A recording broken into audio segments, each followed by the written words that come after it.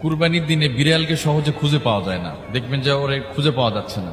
এর কিছু ব্যাখ্যা থাকতে পারে। আবার বিড়াল দেখবেন, এই বিড়াল যে ঘরে থাকে বা যেই বাড়িতে থাকে, রাতের বেলা বিড়ালে কান্নার আওয়াজ যখন আসবে বুঝবেন কিছু লক্ষণ আছে। কারণ বিড়াল মানুষের খুব কাছাকাছি বসবাস করতে ভালোবাসে, আর যেই বাড়িতে বিড়াল থাকে এটাও ভালো লক্ষণ। বিড়াল বিশেষ করে একটা জিনিস বেশি ভয় করে, রক্ত দেখতে পায় না। কুরবানি পশু জবাইয়ের আশপাশে দেখবেন বিড়ালকে সহজে পাবেন, কুকুর পাবেন কিন্তু বিড়ালকে পাওয়া যায় না।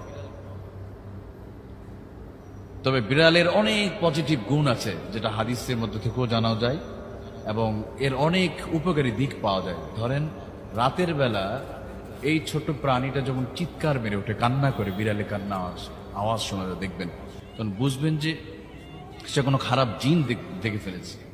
বিড়ালের সাথে একটা জিনের সম্পর্ক আছে। আর যখনই বিড়ালের কান্নার আওয়াজ রাতের বেলা শুনবেন বা ঘরে ছোট বাচ্চা আছে, তখন জোরে জোরে আয়াতুল কুরসি পড়বেন। খবরদার ওই বিড়ালকে কখনো মারতে যাবেন না। বিড়ালকে কি করতে হবে? আয়াতুল কুরসি আমরা পড়ব।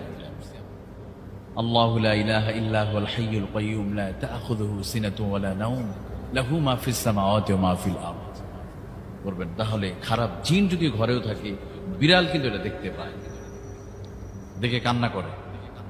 আর বিড়াল যে ঘরে থাকবে এমন কি কোনো বিষধর কোনো প্রাণী ওই ঘরে থাকতে পারবে।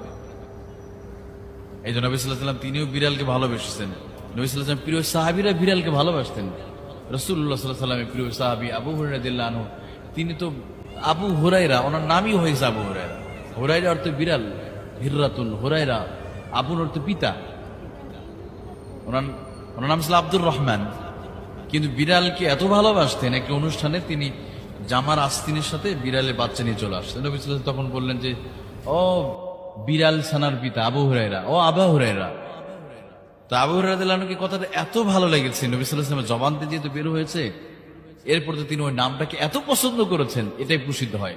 সুবহানাল্লাহ। এই জন্য দেখবেন অধিকাংশ হাদিস বর্ণনা করেছে, 5945টা হাদিস বর্ণনা করেছে আবু হুরায়রা রাদিয়াল্লাহু আনহু। দেখবেন যে ওয়ান আবি হুরায়রা রাদিয়াল্লাহু আনহু قال ওয়ান আবি হুরায়রা রাদিয়াল্লাহু আনহু قال قال রাসূলুল্লাহ সাল্লাল্লাহু আলাইহি ওয়াসাল্লাম। যখন হাদিসে ইবারাতুন করে দেখবেন আবু হুরায়রার হাদিস সবচেয়ে বেশি।